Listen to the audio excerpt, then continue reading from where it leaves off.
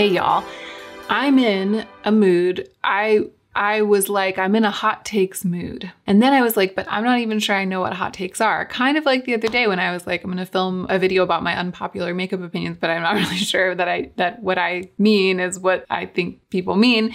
So I looked it up, is what I'm saying. This time I actually looked it up. And in case you aren't entirely sure, let's learn together. In journalism, a hot take is a piece of deliberately provocative commentary that is based almost entirely on shallow moralizing in response to a news story, in this case, a beauty news story, usually written on tight deadlines with little research or reporting and even less thought, which is actually true because I'm on a little bit of a tight deadline right now, just in terms of getting this video filmed, and I'm gonna try to cram a bunch of hot takes into it. And I am planning on doing a good bit of shallow moralizing, and I have done very little research or reporting, but there will be thought. Thought is what all I've got going for me. That's what hot takes are. And when I read that description, I was delighted because that's exactly what I feel like doing. If this is your first time to my channel, I'm so glad that you clicked on this video. I'm Hannah. I love beautiful things. I love beauty. And I love doing what I've heard called taking the piss out of beauty. Like, especially new makeup, especially when it's just like the same thing over and over. But you know, I really love makeup and I love beauty, and that's why I'm using the phrase taking the piss, because I feel like it's done. When you say that, don't you mean that you're doing it in kind of like a loving way? I'm doing it in a loving way. If that sounds good to you, I hope you'll subscribe. Let's go ahead now and get into the meat of the video. Maybe I am just biased because I watch a lot of beauty news, like the channel Beauty News, but I feel like if I were Makeup Revolution and I had released this Friends X Revolution collection, and then it had been so roundly panned by makeup commentators, and by that I kind of just mean Kat and Haley, I would have been like, let's not proceed. I would have been like, let's cancel our plans to do it again, like months in the future, because they had plans clearly to do it again and they have done it again. I just feel like it was unwise. And that's my hot take, because I feel like nobody liked this. I feel like nobody liked it, but it can't be true that nobody bought it, because if no one had bought it, then they wouldn't be doing it again, right? It's the third one, round 3. I feel like somebody on the Makeup Revolution decision-making team really pushed paying a lot for the IP. They were like, this will be worth it. This will have good dividends. We'll have good returns. This will make us money. And then they like now feel like they have to release like 15 Friends themed collections to make it seem like it was worth it, when maybe they're finding out that it wasn't really. Or maybe people are buying it. Who knows? Okay, hot take. Desi skincare. And this is what I mean when I say hot takes, I mean, I'm just gonna be like, this is what went through my head right when I saw this. The aesthetic is so on point, like really beautifully done. It's interesting when you consume a lot of new releases content, you like pay attention, you see every time a new brand releases, or even sometimes when a brand comes out with a new thing, there's this like aesthetic concept behind it. They're like, this is how we're gonna sell it. We're gonna sell it with these tones, these colors, this type of photography, these types of models. That's the feeling because you know everyone, they're selling a lifestyle, they're selling a feeling, they're selling something that you want in your bones rather than something that you want like on your skin, you know? And I think that my first thought when I saw the aesthetic of Desi skincare, my first thought was, she is really selling what we want to buy. Like in terms of all of that, before I even saw what the product was.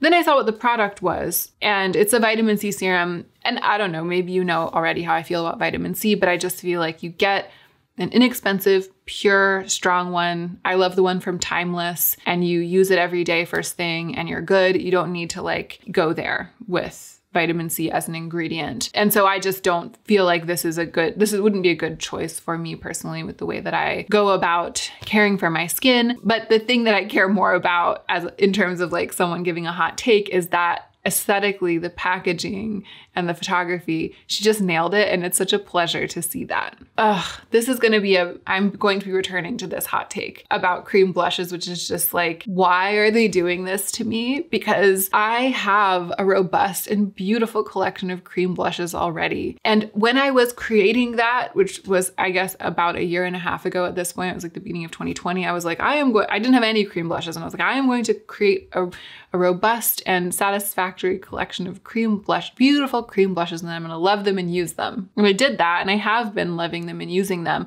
But back when I did that, there just weren't all that many on offer. Like Hourglass didn't have one. Surratt Beauty didn't have one. They didn't have these like gorgeous, luxurious ones in these beautiful colors, and now they're coming out with them. And it's making me want them. And you know how it is over here.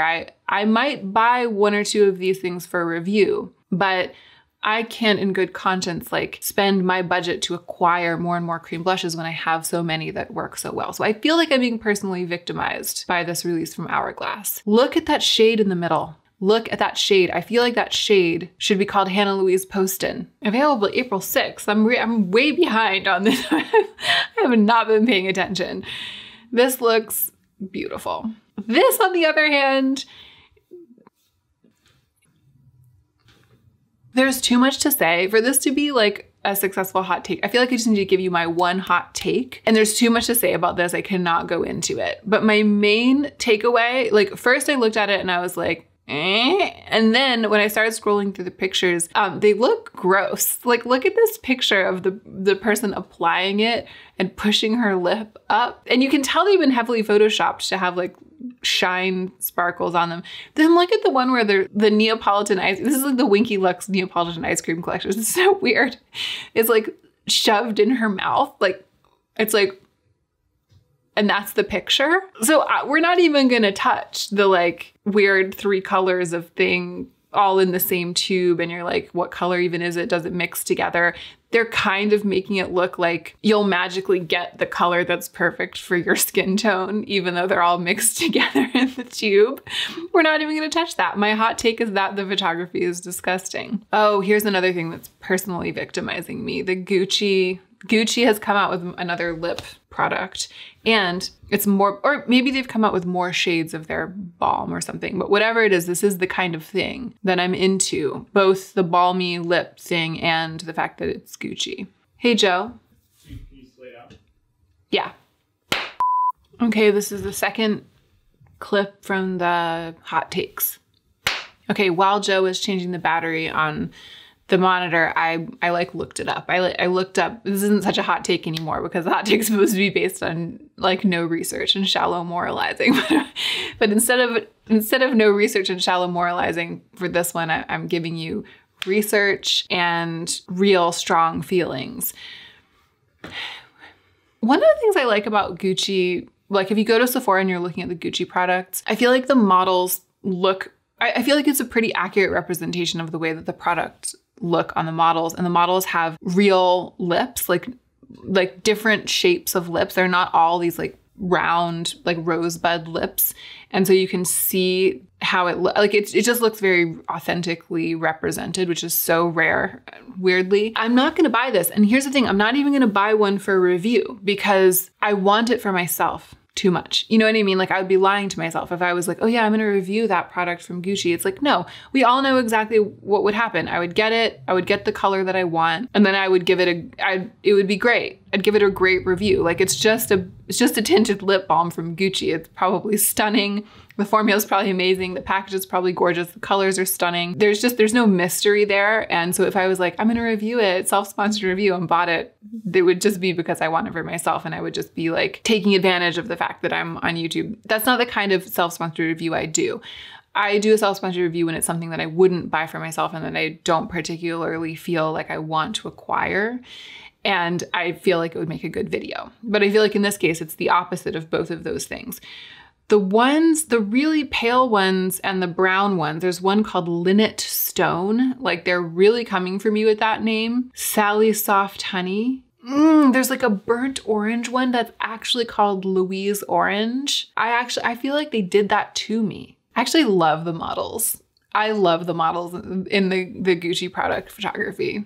This is why I reviewed Gucci Beauty to begin with last year, because I'm really into the aesthetic that they've got going on. Hindash. Okay, this is interesting. When I first saw this, I didn't really, my initial hot take, my first strike of the match was that I was like, it feels like the powders would have to be really, truly incredible quality for the different colors in the shading to hold their own and for you to be able to get all of these different colors out of one pan. And also, I think aesthetically, when you behold this palette from a distance as one object, it's not very pleasing. There's like this soft banana yellow right next to this pink to coral, right next to this like taupe to brown, and then the red. Like individually, there are qualities of note about the colors and about the individual pans, but as just an object, it's not attractive. And so much makeup is. I feel like these days, so much makeup is sold on that premise. Like you look at the palette and you're like, oh, be still my heart. I want to own that object, you know? But curiously, in that case, I feel like often you have that feeling about a palette or about an object, and then you get it and it's not that practical. I think that this is the opposite. I think it's not that attractive as an object, although the packaging in terms of like the outer packaging, the shape, it's very, very beautiful. Like he made it as classy as could be. The more I thought about it, and then also the more I listened to Samantha Ravndal talk about it in her recent video, the more I started to think that maybe it could be really special. And then I saw that swatch footage of the like 10 different colors, all from one pan, the gray to brown one. And I was like, oh yeah, this is really cool. The thing that holds me back from even wanting to do a self-sponsored review of this, because this definitely isn't something I would buy for myself. I have plenty of eyeshadows and I could do the looks that I would do with any of these, with the shadows that I have. The thing that holds me back is that they're all mattes. And that's really my personal hot take. I just don't use mattes very much. I mean, this entire eye look that I'm wearing today is built out of 2 shimmer shadows. I have a shimmer all over the lid and a shimmer in the outer corner. And that's how I get my eyes to look like this. And that's how I like them to look. This isn't for me, but I hope that it does well. When I first saw it, I was kind of like, take it or leave it. And the more thought I've given it, I guess this isn't a hot take either, the more research I've done, the more I've started to think that I hope that Hindash does well. I hope it goes far. I will follow his future career with great interest. Huda Beauty new lipsticks, hot take. It's not good when you see a new release and you're like, isn't this an old release? That's how I feel about this. I was like, didn't these come out last year? I feel like that's a bad sign. Rare Beauty new eyeshadow palette. Hot take. Do you have to say hot take before you give your hot take? Is that how it is? I feel like that's how it is. Like right before you give it, you're like, hot take. And then you like say the thing. Here's the thing. Didn't you already come out with eyeshadow palettes that had like a different shape of pan? And maybe those, so like why this? Like maybe those didn't sell well and they were like, we need to redesign our eyeshadow palettes and we need to come out with something that's more alluring. And then this is what they came out with. But to me, it's not alluring. It feels awkward to me. I don't like pans wrapped around pans wrapped around pans. And the fact that the one in the middle is so much bigger. I guess I feel, here I go. This isn't a hot take anymore. I'm going into like the realm of thought and theory. I guess I feel like for me, what makes something really beautiful is the contrast between chaos and structure, or another way to say it is like organic, like an organic feeling of wildness and a more geometric feeling of control and structure.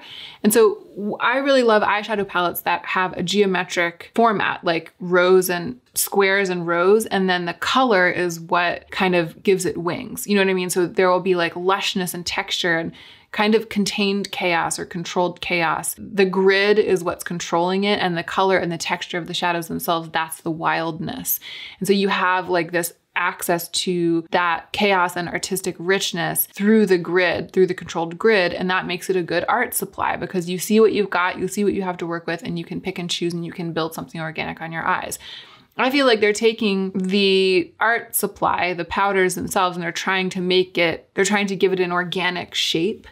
And to me, it's too loosey-goosey and I don't like it. I feel like those moon-shaped pans, you can't even get a finger into them for a good swatch. This though, this has got me in the tummy. This Surratt liquid blush, look at these pictures. Ooh, and they're shiny, a luminous liquid formula.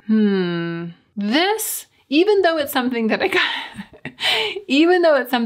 I want, like there's a part of me that, who am I kidding? I'm not going to do a self-sponsored review of this, am I? As a true authority on cream and liquid blushes, should I do a review of this? I just don't feel like, I think that the thing that's going to save me from myself with this is that I've learned that I like cream blushes that are kind of thick. I like it to be a bit beefy on the cheeks, to have some body, to be something you can blend. I tend not to get along as well with liquids because I like to blend and buff, and they'll sometimes buff away. I will follow the future career of this product with great interest. There also isn't like a really pale kind of blushy beige or even a neutral. The one that really attracts me is, I think, the one called Parfait, the pinky coral. Is that right? Yeah, Parfait. Very beautiful. That's my hot take. Love it. Oh, hot take on this ColourPop Feather Effect Styling Wax for the brows. This is the first thing I've really kind of wanted to try from ColourPop for a long time. And maybe as our resident expert on soap brows, I should. Wouldn't that be a gag if I did a self-sponsored review on something from ColourPop? OMG, maybe I should do that. Maybe I should do that. That's a hot take.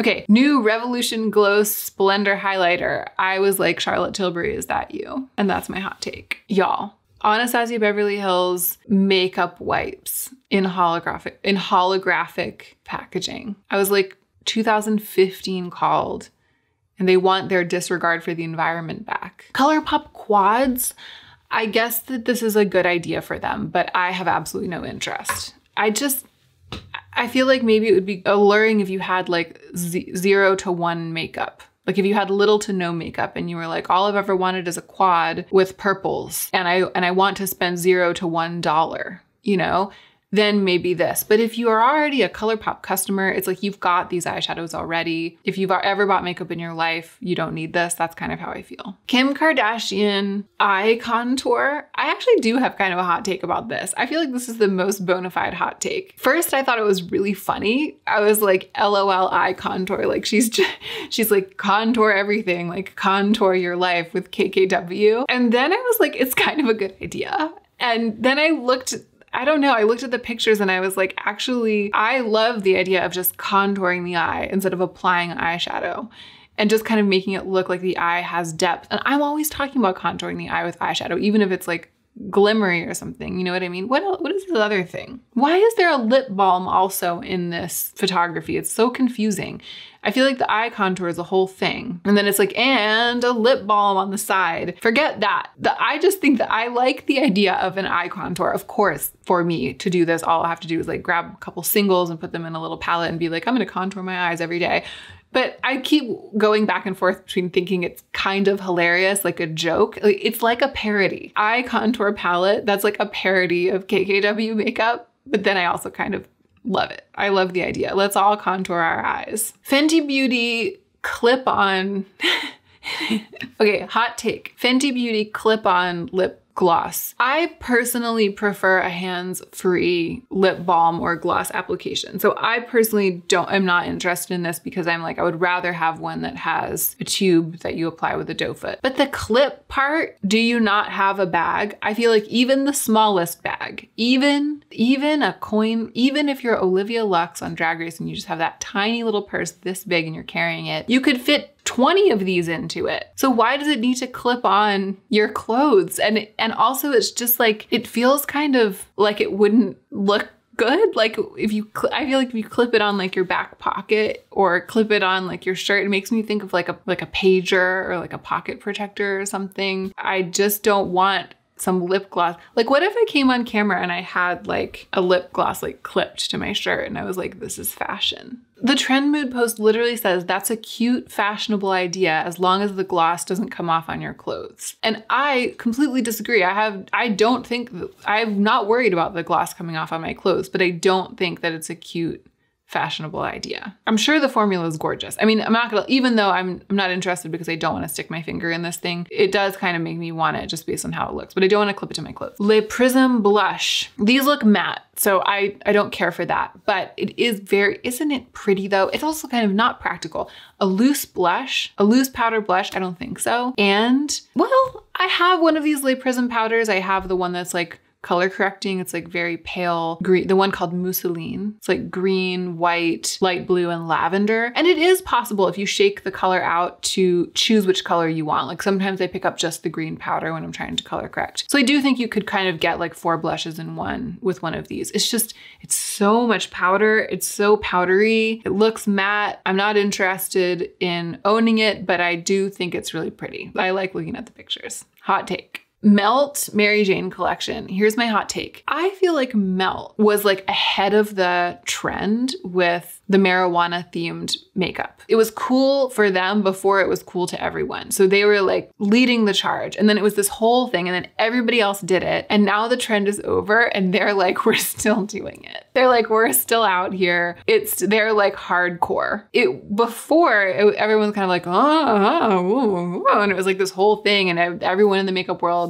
reacted to it, and then everyone in the makeup world got used to it, and then everyone in the makeup world did it. They are just like, it was never about that for us. It was never a trend to us. It is who we are. I feel like this really reveals that. It is really pretty, like the metallic neutrals to me is very pretty, but I feel like it's a little bit misguided in terms of like what is going to attract people. I wonder if they are doing this because now they're in Sephora and so they're having to come out with like more neutral stuff. It reminds me of like a Naked palette, like the original Naked palette or something, or the Naked, like a cool toned Naked palette. I'm sure it's very beautiful, but my hot take is that I'm just kind of like, it's like they didn't miss the boat. They were the boat. They are the boat. And everyone else got on the boat and then everyone else got off the boat. And the boat kept going. That's it. Those are my hot takes. Those are my pieces of deliberately provocative commentary based almost entirely on shallow moralizing, written on tight deadlines with little research or reporting and even less thought. Thank you for being here and spending this time with me. And don't forget to take extra good care of yourself today so that you can be the most effective version of yourself as you do your work in the world.